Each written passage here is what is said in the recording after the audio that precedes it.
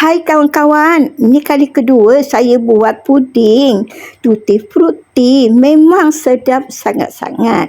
Satu adunan kita dapat 20 bekas ya kawan-kawan.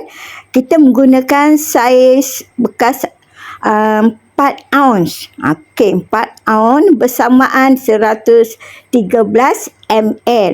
Okey, perhatikan sebelah kiri dia agak tinggi, tetapi bahagian bawah dia kecil. Sebelah kanan pula dia agak rendah sedikit, tetapi saiz bahagian atas dan bawah dia sama besar ya. Jadi sama saja kesimpulan dia, kedua-dua dia ni sama 4 ounce. Okey kawan-kawan, kita lihat isi dalam dia. Yang ni dah sejuk, saya dah keluarkan daripada peti ais.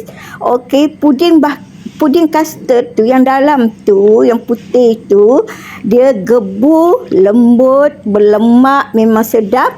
Manis dia pas je. Tidak terlampau manis dan tidak tawar. Okey, yang manis dia feeling buah-buahan ni yang berwarna-warni ni.